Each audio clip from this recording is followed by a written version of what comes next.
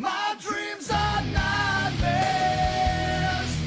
How can I sleep? You got the gun against me.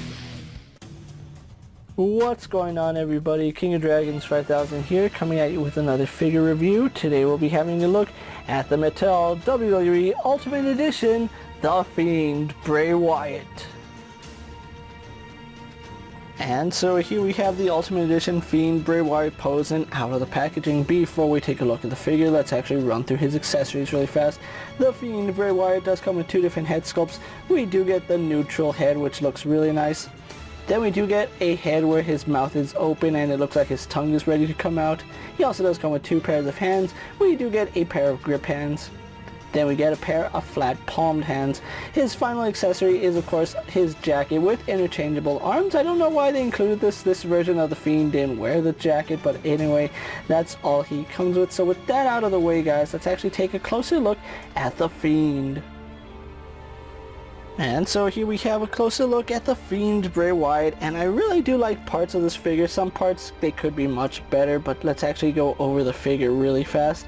For starters, he does have the new Fiend mask, which we saw at WrestleMania last year, and yes, we can bring out the old Fiend, and you can see there are similarities in the masks, which I do like that they kept the design relatively the same, but there are some updates to it, as you can see. This one looks a little more comfortable than the original Fiend mask, and you can see the teeth are a little more prominent, but still a very nice design for the mask. I always loved how the Fiend looked. We can see that he is wearing his orange contacts, which look really nice. I do like that. There's a little bit of white paint in this eye, but it's not a big deal. Really do like the way it just straps over the back. You can see it looks like a face just stretched over, and he did take inspiration from the new 52 Joker when he designed this, so it does look really nice. And then we do have his dreads coming down. Very nice details here. We do have the straps running on the back. Now, one thing I didn't notice is that the straps only go on one side of the head. They didn't sculpt them on this side. I'm guessing because on both versions of the head, the hair is off to the side. I would have liked it if they had actually continued the design over here. And another thing to notice is that they didn't include any of his neck tattoos, which is a little bit surprising, seeing as how he has his neck tattoos here. We don't have them on this figure, and even the basic Bray Wyatt had the tattoos on his neck, so don't know why they weren't able to include it on this figure. So we do have the Fiend from WrestleMania 37, as you can see. I don't know how I felt about this attire. It looked cool, but at the same time it was a little bit different. I prefer the Fiend's normal attire. You can see that he has sleeves on right here.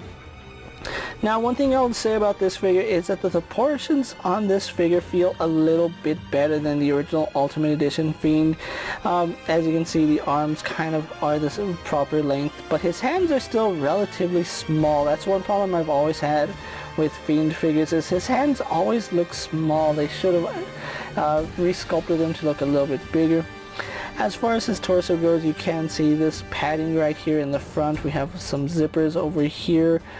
The sculpting on this side, it does look really nice, and I believe this is supposed to be like an unburnt version of the burnt Fiend, which I think that was a nice idea, but it could have been executed a little bit better. I did like the fact that they did that whole entrance where he did the walkthrough from the burnt Fiend to the Fiend, and this was a really nice little homage to that. Now, one thing to note is that he still has the bottom torso of the original Fiend figure, and it was the same as the Ultimate Edition Fiend, and this one is no exception. So they didn't update the legs, so the legs still feel a little bit stumpy on this, and that's a little bit unfortunate. Another thing that they still didn't do is they didn't paint this part of the costume. He has this little patch right here and then a little part that's raised right here, and they still didn't paint that, which is a little bit unfortunate. I would have liked to see that painted. He still has the painted on pockets, but unfortunately he doesn't have his belt. You wouldn't have been able to see it anyway, but yeah. Really sad that they didn't retool his torso, because they can cut a little bit more right here to give him a little bit more articulation, because as it stands his legs are fairly limited and the Fiend can't really get into poses to do Sister Abigail, which is a little bit unfortunate. And then of course he does have his regular boots, which I'm a little bit disappointed that he has the regular boots. I would have much preferred that he has the boots from the original Ultimate Edition Fiend, because I think these look much better, the ones with the coverings. And I get it, that's pretty much what he wore at WrestleMania, but I'm just saying things that could have been improved on the figure itself. Still, overall, a pretty decent figure. I do like the way it came out. So with that out of the way, guys, let's actually get the Fiend compared to other figures you may have in your collection. And so here we have the Ultimate Edition Fiend posed next to the Ultimate Edition Brock Lesnar and a basic Jeff Hardy.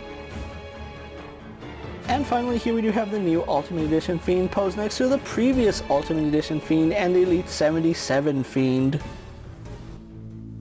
So with the comparisons out of the way, guys, let's actually move on to his articulation now. The Fiend does have a ball joint here at the head, which does allow him some upwards movement, does allow him further downwards movement, so I do like that. Doesn't get much head tilt, which is unfortunate because you want the Fiend to have head tilt. That's where all the creepy poses come from.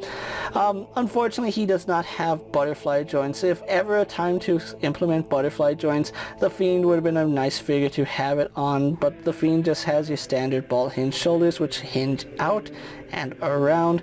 We do have a bicep swivel, which works really nice. We do have double bend here at the elbow, giving us some pretty decent range, but not the nicest looking elbow if we're being quite honest. He does have swivel hinge at the wrist, which does work no problem. We do have a ball joint in the torso, which does provide some side to side movement, a little bit of forward and better backwards mobility. They still can't get this right on characters, and to be quite honest, I don't think it works here at all for the Fiend. He does have swivel at the waist and very little swivel at that diaphragm joint.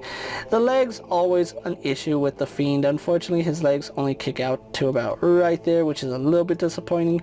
They don't go back at all whatsoever and going out to the side. That's about it. He does have a thigh swivel, double bend here at the knee, going only to about that far. He does have rotation at the boot, a hinge in the ankle going back and forward, and then we do have a toe hinge for the Fiend. So overall, pretty standard for Ultimate Edition line, although I kind of wish that he had butterfly joints, and maybe his arms with the sleeves were a little bit slimmer, but other than that, still a really nice looking figure. So with that out of the way, guys, let's actually get the Fiend posed for my final thoughts, and then we'll wrap up this review. And so here we have the Ultimate Edition, the Fiend Bray Wyatt pose for my final thoughts, and overall, not the best figure if we're being 100% honest. If I'm being honest with you guys, I really do see this version of the Fiend being in the standard Elite series. I have no idea why he was thrown in the Ultimate Edition series. There's really not much that this Fiend wore or did that warranted an Ultimate Edition figure. I do appreciate the thought of Mattel giving us this Ultimate Edition Bray Wyatt, but I feel that spot could have gone to another character, and this version of the Fiend only made one appearance, and that was at WrestleMania 37, and like I said, I feel like this should have been in the standard Elite series, mainly because the torso just doesn't work right for the Ultimate Edition line. I think if they had come out in the regular Elite lineup, they could have sculpted the torso a little bit better, because here it looks a little bit odd and the arms look a little bit weird on this figure. Now don't get me wrong, I really do want to like this figure, but I gotta call a spade sometimes, and this figure kind of does miss the mark at some points. Now it's not a bad figure by any means, it just looks a little bit odd when you have him posed around. I really do feel like Mattel should have taken a step back, looked at this figure from a selling standpoint and said, you know what, this deserves an Elite line, not an Ultimate Edition series, because as it stands, I really don't feel like this figure is worth the $35 now. I do think that the original Ultimate Edition Fiend is a much better figure because that actually made sense. I do really like the head sculpt on this one. It's a really nice updated head sculpt for the Fiend and the hair looks really nice. But overall, like I said guys, I'm not a fan of how this figure came out, and I think this could have been a regular Elite figure and they could have just done something else for the Ultimate Edition. It's still a really good figure, and if you're a fan of the Fiend like I am, you're going to want to have this figure in your collection. I think Mattel has been struggling with Ultimate Edition Fiends because I feel like the Elite Fiend has been a much better figure overall, but still, if you're going to pick up this figure, just be aware that he does have his jacket, which don't really know why he has a jacket. He never wore it as this version of the Fiend, but it is an accessory in case you want to have him with it. With that being said guys, I'm KingofDragons 5000. Don't forget to like this video, leave a comment, subscribe to my channel. Go ahead and check out all my other action figure reviews as well as all my other WWE Ultimate Edition figures. Hopefully you find them informative.